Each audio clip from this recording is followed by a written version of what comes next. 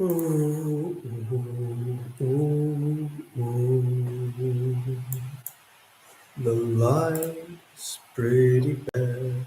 Oh, it's okay, huh? Well,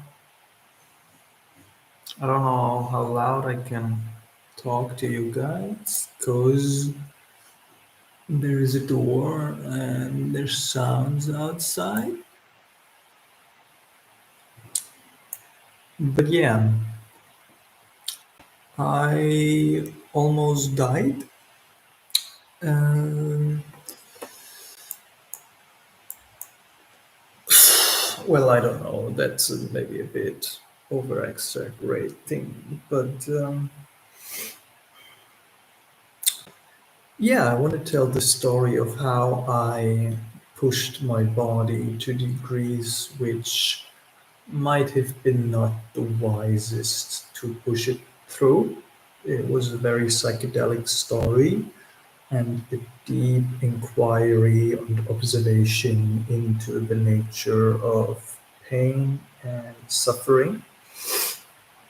And that landed me in to the hospital now. Ooh, and I've been here for 4 days and I'm still recovering.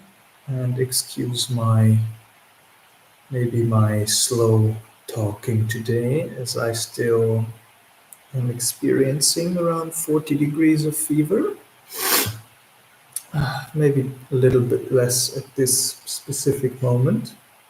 And also, I have this stabbing pain in my chest, which is not allowing me to breathe very much and very deeply. So, that's another thing. So, I'll try to keep my focus and keep my line of thought, but it's not gonna be easy. So also I don't know how long we're gonna be here.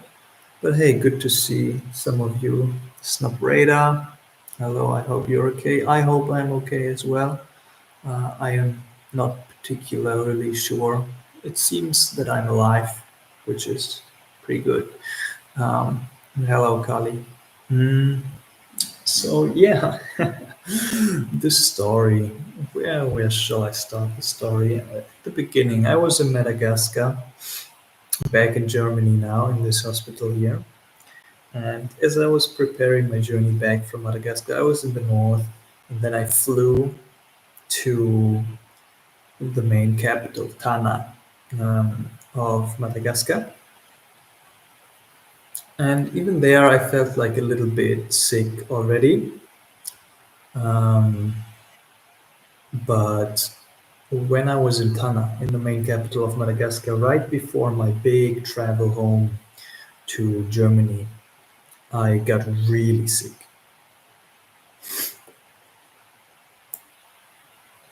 And with really sick, I mean like I got heavy, heavy fever, I got heavy diarrhea. I thought like my thyroid fever was returning. I had these shiverings. I don't know how you call it in English. Like I was shaking and my body was tensing up so much because I was freezing in the middle of the night. So I was shaking so much and freezing and had like pain all over my body. Almost couldn't move.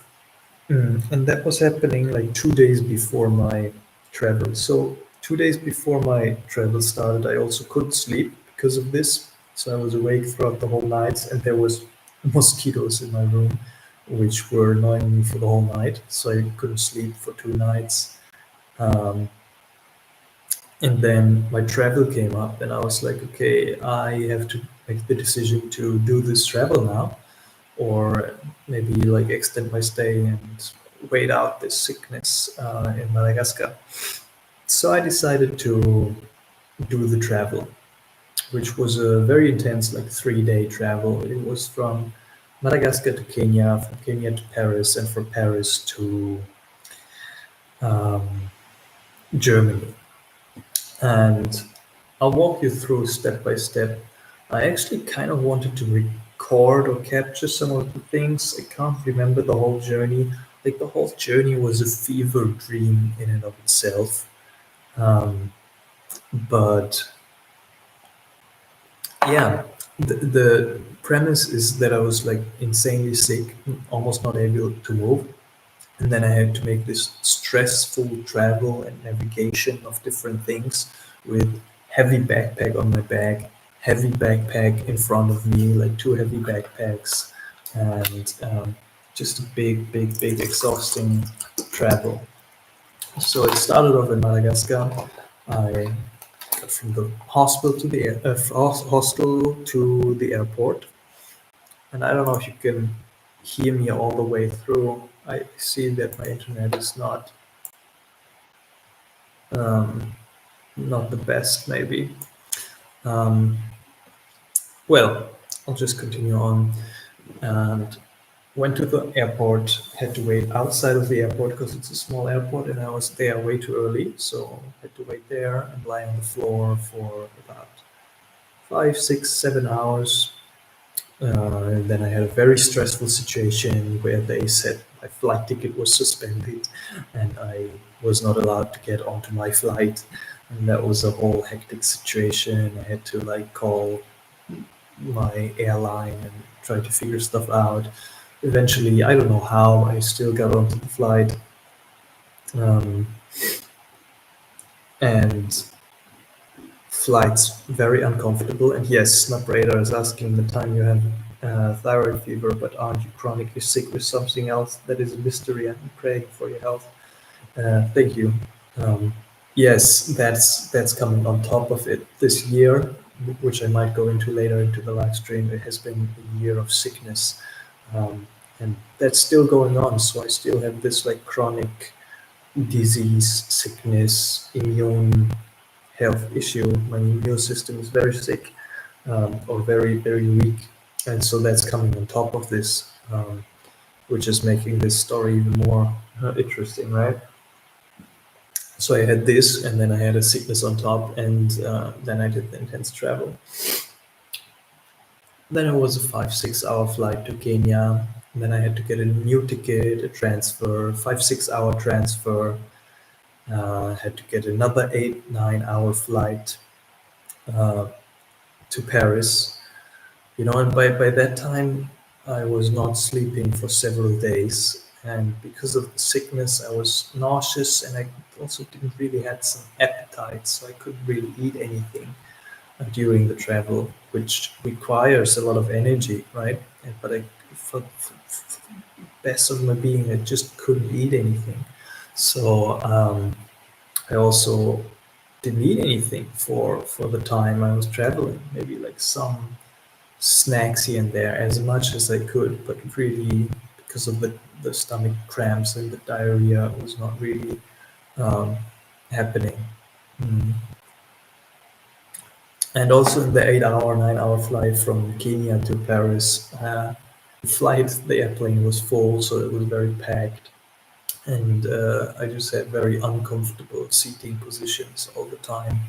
Uh, so couldn't really lean back and sleep. Maybe just like nap out and rest for one or two, 1 or 2 minutes here and there. Um, and then in Paris, it got really bad because I haven't been sleeping, haven't been eating, um, and was so sick because of the travel. Very, very, very exhausted. You know, very, very exhausted. And then I had a 13-hour layover.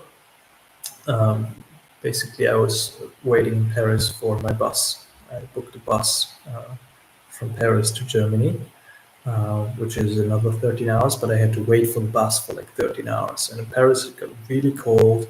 It was a culture shock in and of itself, you know, coming from Madagascar, from this like peaceful, very raw land, very raw culture.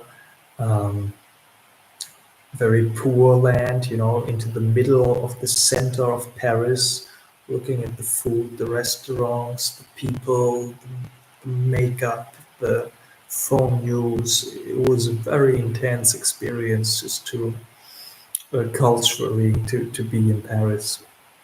Um, but I couldn't really be bothered with it.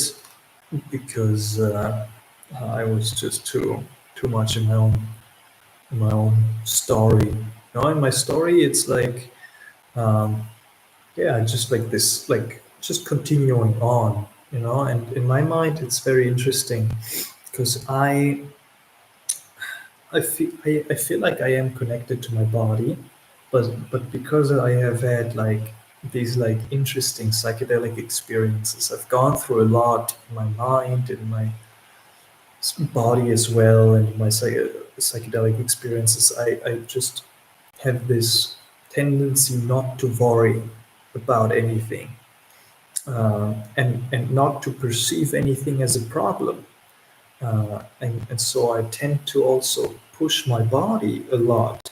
And here in this experience now, it came to a point where I was not sure anymore of like, is it actually okay? Is it actually healthy and okay for me to push my body further? I mean, in this situation, there was almost no other choice. I could have gone to a hospital in Paris or to a hospital in Kenya or whatever, but I really wanted to get home to Germany, and so I had to push through. But my body was telling me like, okay, like, dude, I can't do it anymore. Like, it's enough. Like, I was sitting in the middle of Paris, in the center of Paris, and I was starting to shake again. My body couldn't move. I was just like crawling up, almost dying. I just had my backpacks with me, and I was just like, ugh, with heavy fever, just like everything was twisting and turning in my visual field, and it was a very psychedelic experience. You know, I was almost like, yeah, almost like fearing to lose consciousness, or just like tapping in and out of consciousness because of the sleep and food deprivation. um, and so in this state, it's just like, okay, it's just like, okay, we got to push through, we got to continue on, we got to continue on. So taking the backpack, taking a breath, and then just continuing on to the bus station. And even then, in the middle of this like experience in Paris, there was this stabbing pain evolving, like in the left side of my chest, right here. Inside, there's like a stabbing, staggering pain, like absolutely almost unbearable pain that is happening while I'm breathing. Like, while I'm breathing in and out, there's this intense, absolutely crazy pain in my chest, which makes me almost cry physically. Um, so that was worrisome, and still is. It's still there. Like, it hasn't been resolved over 5 days now. Um, so yeah, and that kind of like brings up the question, you know, of like, when is it enough to push? Like, when is it too much to push? Like, when is it actually getting physically dangerous? And I don't know. I have a very bad judgment on that. Yeah. Um, and then in this experience, you know, in the experience of actually going through this pushing through and pushing further and further and further. You know, I was in a lot of pain. Um, but and I mean, it didn't feel good in my mind, but it was interesting to still see and inquire into the nature of suffering, because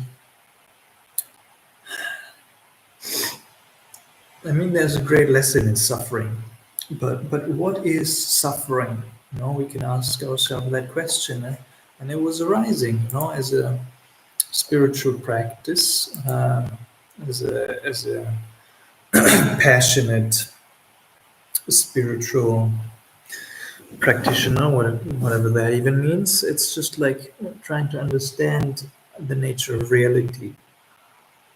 Mm, and suffering it was coming up in that experience and saying like, okay, is it suffering what I'm experiencing? Um, Because there is an inevitable truth of suffering. There's an inevitable truth of pain. There is the pain of suffering, right? There is a deep, deep, deep pain of suffering. But what is suffering? Suffering is a word, Suffering is something that's just a word. But what is the actual like sensation and experience? Not the abstraction, but the actual experience of suffering. Um, and I guess that has to do a lot with desire and attachment. So, in the experience, there obviously was a rising desire for the experience to be something else than what it is. And when that desire is arising, um, for an experience to be something else than what it is, for me to wish that I would be somewhere else, that my conditions would be anything else than what they are, and me attaching to an idea of how things should be, and trying to imprint that on reality. That's where uh, the switch is happening. That's where the suffering is arising from. It's basically from the thought itself. Because in the experience itself, there's just like physical sensations. You can observe them, there's pain all over the body, there is fever, my nose is running, there is stabbing pain in the chest, but that has nothing to do with suffering. The suffering is arising from thought. At least that's the observation. It's arising from the thought, and that thought is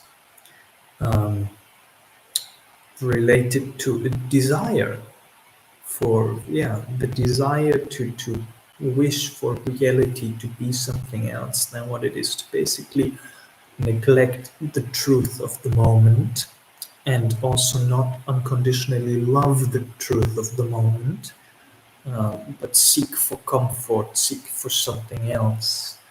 Um, the desire for help. I'm like, please help. Somebody help me, right?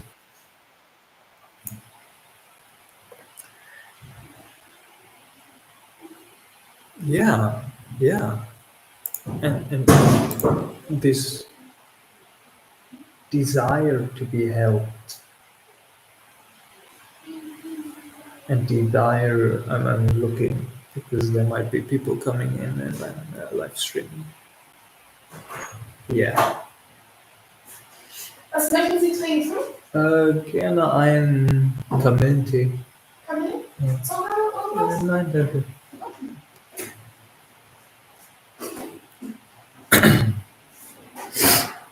I think the hospital food is coming. It's a story to go into. It's a very interesting experience, just like to have this environment right here. And to answer your question, Res Bergo, you can watch back the live stream or gerne hier hinstellen. Vielen Dank. Bitte sehr, guten Appetit. Danke.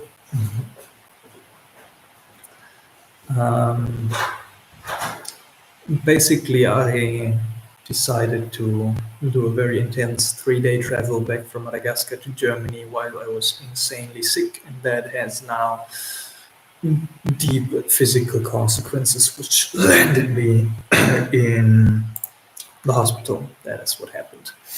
So now I got my hospital food. Let me see what it is. Let me show it to you. I can almost guess what it is. It's supposed to be bread. Well, it's actually good bread. At least the first one. Second one is not so good bread. And there is just a slice of cheese and a slice of ham and some tea. That's very nice. I'll catch the tea. That is very nice. Yeah, guys, this is my first time I have been in a hospital ever. Um, Very interesting experience. But yeah, that's basically regarding the nature of suffering. And then when we detach from that,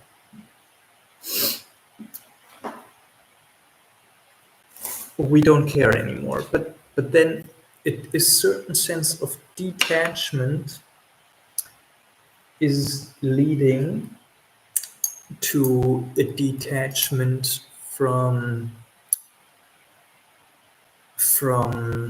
humanness, you know, and a detachment from humanness, and a detachment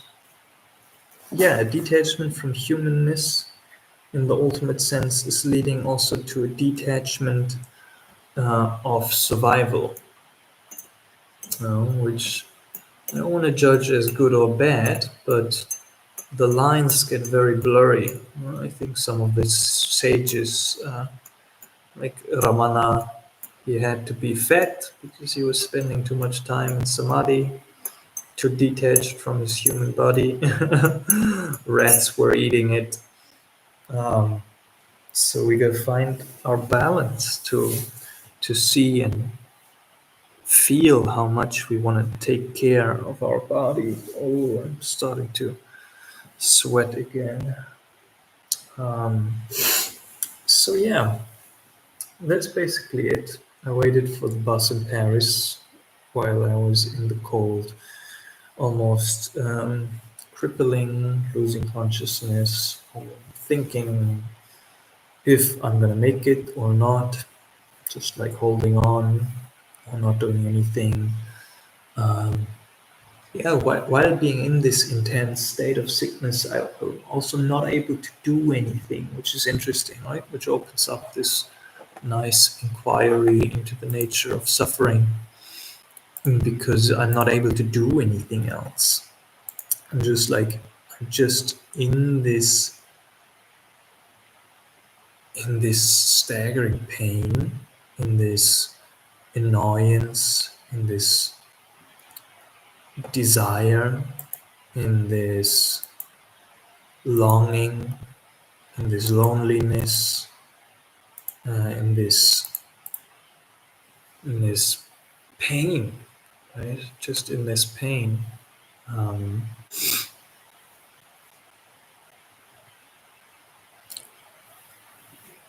so the fact is, what's I guess what's the appropriate response, which I'm trying to embody, is when you meet these kinds of situations, y- we don't have any other choice, I guess, but to face them head on. But there is a degree of consciousness with which we can approach this situation, any situation that we find ourselves in. So, and the appropriate response to reality, to truth, is first of all to appreciate it and to love it unconditionally, which is harder to do at times, right? um, but also when there is this deep pain arising, and even when there is this sensation of suffering arising, then we're not trying to escape it. That's what the psychedelics are teaching us, right? That's what the psychedelic journeys have shown me, is that we're not trying to escape the suffering. We're just meeting the challenge head on. We're looking it into the eye We're saying this is it, and I'm here to fully experience it. Observe the mechanisms of your mind, how the suffering is emerging and working out. Be aware of that. Observe the pain all over the body. Observe the fever. Observe the bodily reactions. Feel into the bodily reactions. How does it actually feel? Like, oh, that's a new sensation. Oh, that one is almost making me not being able to breathe and then die. Oh, okay, great. Okay, this and this, we're meaning it. We're not saying like, I don't want this, I want to escape from this. Please help me, this, somebody, or whatever. It's just like,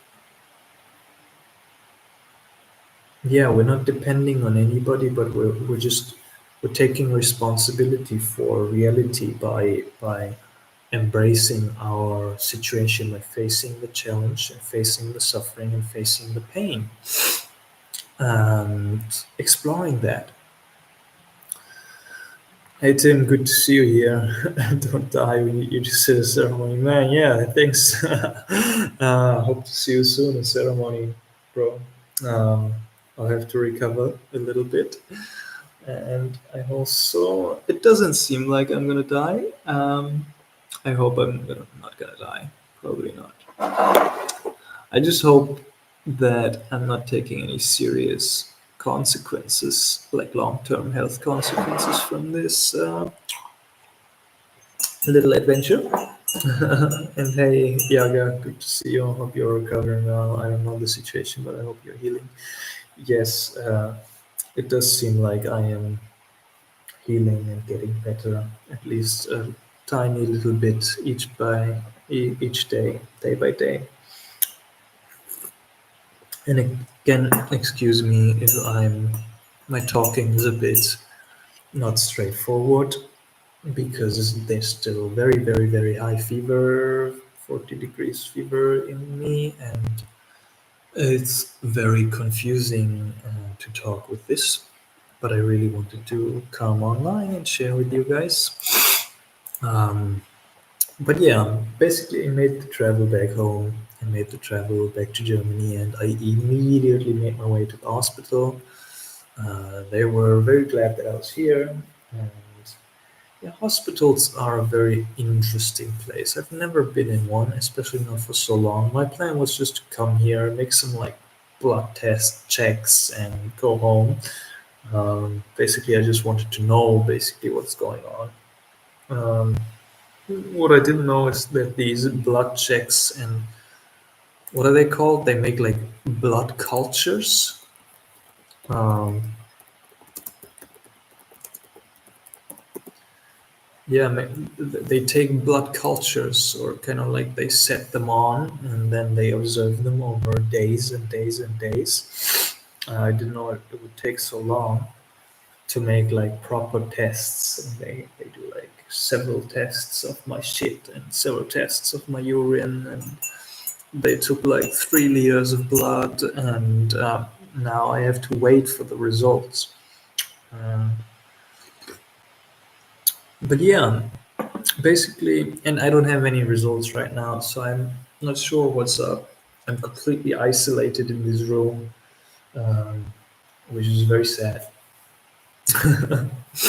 And basically, as I was allowing myself just to rest, my body just like fluctuated with crazy symptoms. Because as I was having this intense travel, 5 days of not sleeping, 4 days of not eating, 3 days of intense physical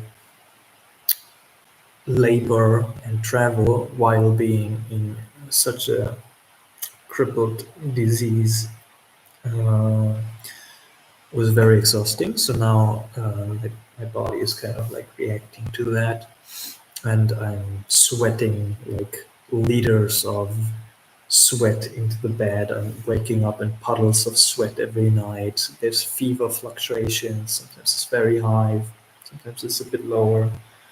Um, There's still this stabbing pain in my chest, which at times I can't even sleep at night. Not last night, but the night before, I was screaming all night long because I was in so much pain.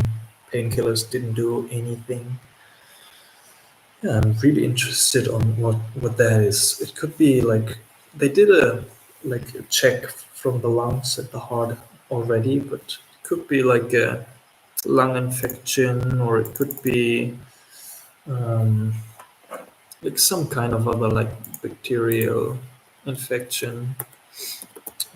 What's that other thing called? Um, plu-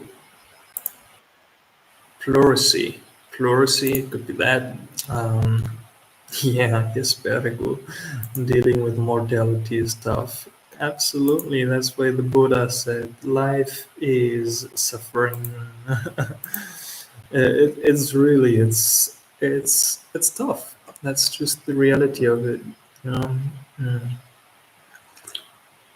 And we're blessed to experience that duality that comes with mortality. You know? Because in the immortality there is non-duality. Mm.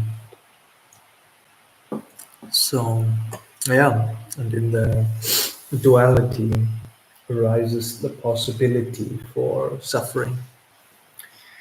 Um, but yeah, hospitals are not the places where you get, like, it's not an environment for healing. You know, it's um, the food they feed people here. It's like white bread and sugary jams. It's 2 times a day, and for lunch it's like a tiny portion of something, maybe pasta, um, which is really like, it's not healing food. I was looking forward to come back and get some like celery juice, wild blueberry smoothies, um,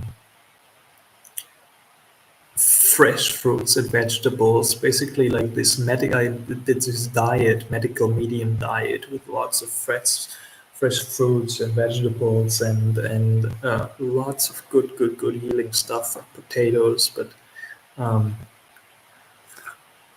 that's healing. You know what else is healing? A little bit of sunshine, a little bit of fresh air, a little bit of human connection, a little bit of a hug, and a little bit of some kind of movement as well.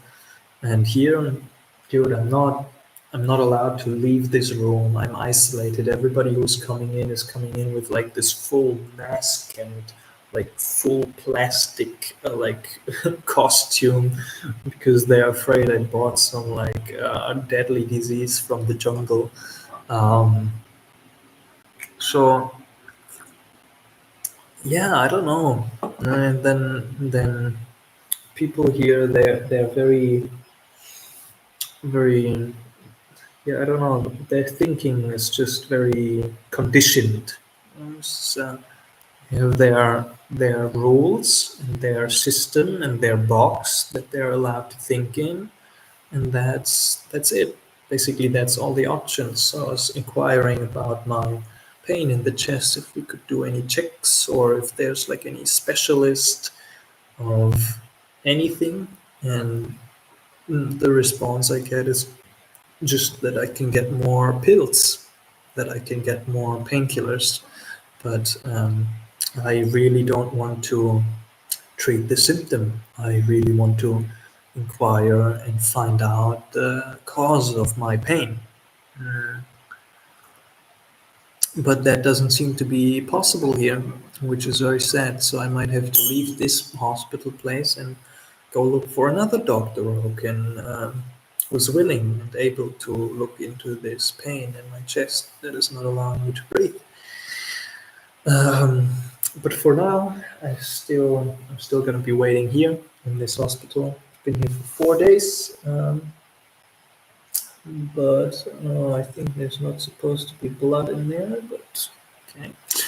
Um, yeah, I'll be here a little bit longer because they're doing like proper, thoroughly good blood testing in their labs, and I hope that yeah, I'm just waiting for those results, and they can take up to a couple of days more. And Otherwise, hospital life is very boring. I'm really just lying down and resting for the majority of the day. That's about it. And there is a great deal of sadness coming with this as well, a great deal of anger. Not even anger towards anything, but definitely sadness towards me not being able to do my work, to do more videos for you guys, to do the presentations, the coaching calls I have planned. By the way, if you're curious about the coaching, you can book a free one-on-one call. If you're also curious about updates on the story and of my personal life, there is a link to my Instagram, which you can subscribe to. Um, hey Mark, good to see you. Hey Oxen, good to see you. Um, hey Trippin Mac, Trippinson. What happened? You can scroll back to the video. I basically did this long travel when I was being very, very, very sick, and now I'm suffering long consequences from that choice. And the recovery is taking much, much, much longer than expected. Kiki et Legging, hey bro, hope you're healing. I think the body is always working on the healing. We're always in a state of perfect health. It's interesting to inquire into the nature of health as well.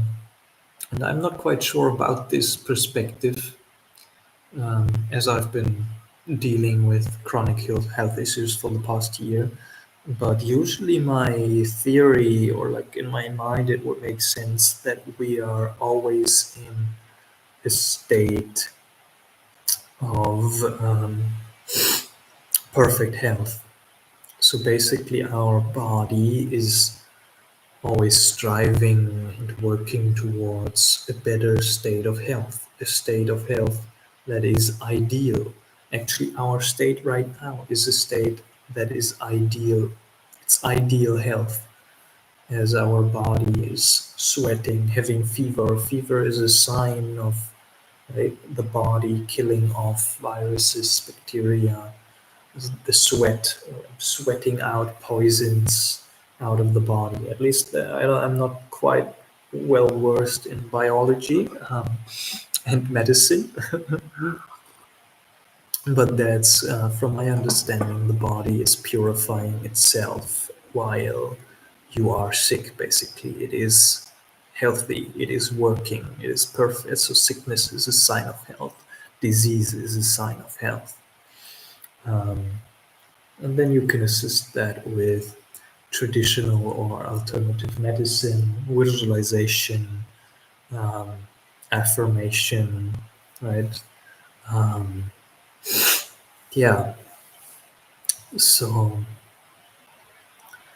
I lost my train of thought, but I'll just continue on for the with the with the comments. Glad that you guys here. Um, Slow down on traveling and take care of yourself more. Yes, already thinking about the next travel, bro. Probably Peru. Some more ayahuasca is coming up. And Mark is saying, "Okay, that's crazy. Glad you're doing better." Yes, I think I'm doing better. It's weird. Like 2 days ago, I thought I was doing better. Um, Yesterday, I had a huge backlash, and had intense pain again. Um, so each day is a surprise. You never know, but I'm definitely taking a big step back from everything, and probably for the rest of the year allow myself to just heal. And yes, I am in quarantine. That's what they put me into in this hospital here. But I think they also partly did it because I was good with the doctor that interviewed me while I was coming here. Uh, and I said I wanted to have a single room and not a shared room with anybody, so I could do my work. Basically, I'm not able to do my work. But for example, this live stream, I couldn't do it if there was another person in the room, and now I'm able to do it. So yeah, and there's like a potential for highly infectious diseases which I think quarantine is a little bit ridiculous. It's a bit too much of a safety, like, I don't know, consequence. I mean, for the people in the hospital, okay, but like for myself outside, I wouldn't say that. Even thyroid fever in Madagascar, every second person is having it. We're still having dinner around the table and talking and sharing presents and just washing hands and looking over each other. Um, Here it's a bit extreme, like plastic costumes and masks, and it's a bit like over the top, I feel like. DMT Dreams, Aloha Akbar. Kali is saying, open more lives for us, please. Yes, I will. I will. Kinton Art, hope you're doing better. Thank you. Hopefully getting there. Daros Gabor Mihai is saying, what chronic health issues do you have in particular? That's the question. It's a very good question. I don't know. Nobody knows. No doctor knows. So basically, since the end of last year, so over a year now, November last year it started, after my after slash during my spiritual emergency, spiritual crisis, I had 3 times. I had what's that one called? Um,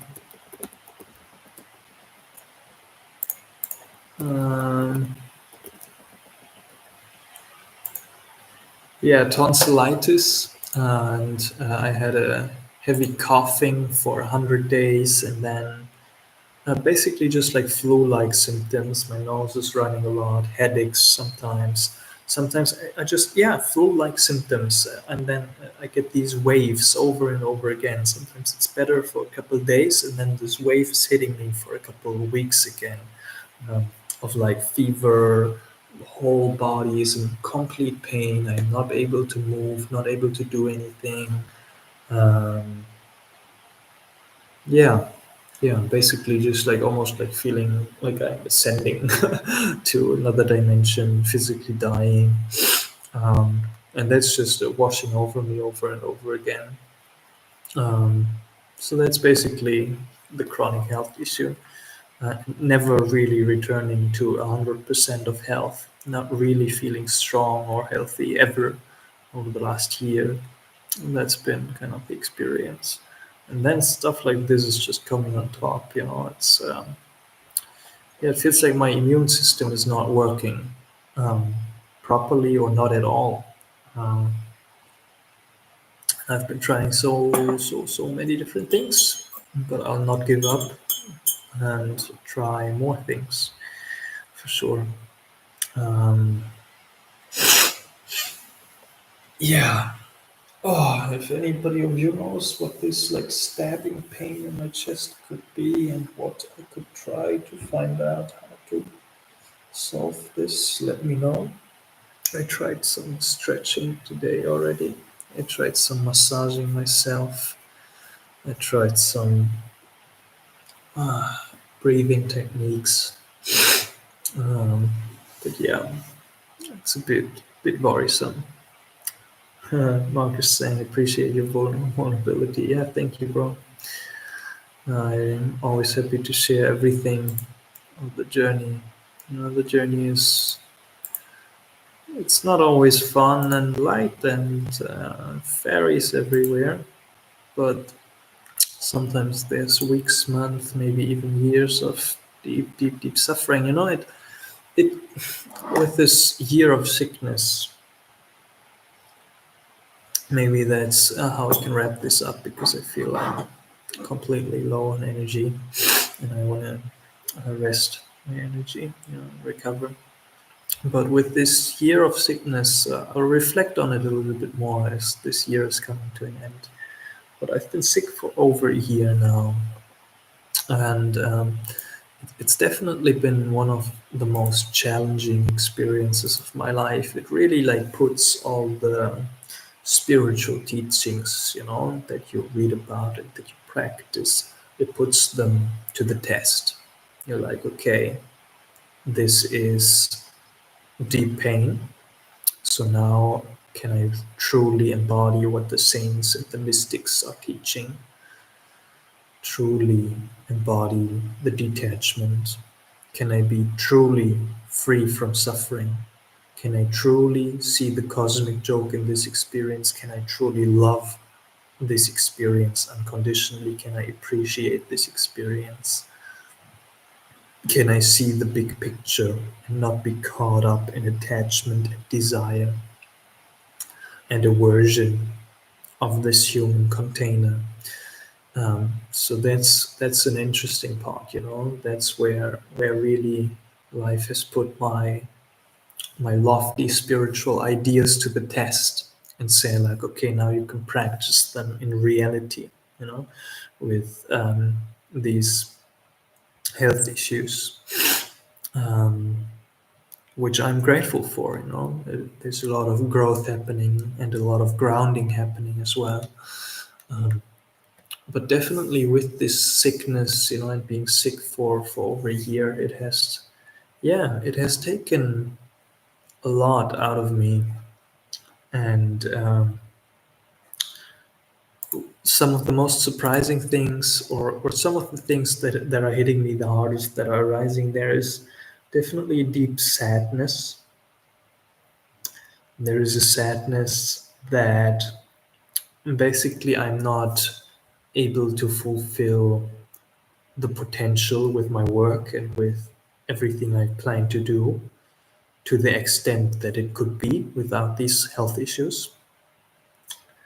Um, there's definitely also a little bit of shame coming up. Like even though I feel like, okay, I'm not responsible for this sickness, there's still shame, you know. There's shame coming up of like, yeah, and a deep feeling of loneliness comes up as well, because there's so little relatability to everybody who's not experiencing this, um, which is just automatically the case. And then everybody is just living in their own reality bubble, and there's no real empathy or understanding, uh, at least most of the times, with many people, for this state of sickness that I've been in for such a prolonged time. It's a bit of loneliness and the shame as well of like, almost like, yeah, it's like it's definitely affecting the confidence of like, oh wow, then I'm not able to do the psychedelic journeys. I'm not even able to go to the gym for longer periods of time, and then I feel weak and I feel small and I feel not good enough, or not able to maybe take care of a woman, take care of a child, take care of a family in the future, take care of this business, this baby, um, this position of leadership and of um, being a visionary, you know, being a leader, being uh, somebody who's holding the container for community and growth for other people, um, which I think is still all possible. You know, it's all still possible. But the reality of this sickness and the immensity of the challenge that it brought and is still bringing is definitely affecting all of these areas to a greater extent than I did. That's about it. Mark is saying yes. I had this over the last couple of weeks too, and my partner too. We think it's the heart chakra opening, like a really crazy stabbing pain. All right, yeah, possible. Oh, every time I'm breathing in, it just like it stabs me to the core of my being. It's really heavy. Um, so yeah, I hope you enjoyed this little update. If there's any more questions that you have, drop them into the chat now. Otherwise, I'm sweating already way too much. Gonna enjoy some food now and uh, definitely lay down and rest some more. Yeah, basically that was the story. Um, yes, you can pray for me, brother. Every prayer is appreciated. Thank you very much. Um, yeah, yeah, it's interesting, right? The suffering. There's like in some states of intense physical discomfort and chaos and disease. There's like really this. I can't take it alone, so I have to reach out for help. That's why I'm here in the hospital. I reach out for help. I say like I can't do this alone. Please, you figure something out. So there is a collaboration happening, a communion happening, but the danger is to get attached to say that the other is gonna be solving my problem, healing my issue, because that is setting an expectation on the other, and that is creating a dependency on me, between me and the other, me and the hospital, me and the doctor. And then when that expectation is not fulfilled, like right now, I feel like, okay, I might continue my journey of healing onwards without the help of the hospital. There might be a sense of disillusionment and suffering from detachment. So the ultimate responsibility, what I want to leave every one of you with, the ultimate responsibility is always within yourself. Don't put the responsibility of your health or your life or your relationships or your financial situation or anything else on anybody or anything else than you. You are responsible. No, not the health. The healthcare system is not responsible for your health. The banks are not responsible for your finances, or the governments, right? The internet and the Instagram and the dating apps are not responsible for your success in relationships, right? It's all you. It's all on you and only you. So there's a beauty and there's loneliness as well. There is a reality that nobody can help you but you yourself. And then you yourself, from this center point of wholeness and of taking full ownership and responsibility for everything in your life, you can reach out without creating dependency to other, to check, to poke in, like, hey, hospital, do you have a couple like blood tests and viewpoints, perspectives that I can take on, you know, just considerations that I can take on for myself? Because I'm not gonna believe any doctor, like just because he's a doctor. I can take on perspectives. I go to a different doctor. I go to shaman. I go to Chinese medicine. I go to indigenous tribe and I hear different perspectives on what is going on, but ultimately I am the ultimate authority. You are the ultimate authority for what you decide to act on, what you define, what you define as reality, what definitions you you decide to create. So that's just like the ending phases of this live stream. Julio, brother, sending love. Thank you, bro. DJ is saying, Jesus heard my prayer. He will hear you. Thank you. Well, it's good to hear. That is good to hear. Darth Vagan, good to see you here. All the best to you. Get some rest. Yeah, thank you. Um, Thank you. Yeah, I open myself up to receive all of your blessings and all of your love and all of your well wishes. Um, I open my heart to this, and I want to let you know that I truly, truly, deeply appreciate them.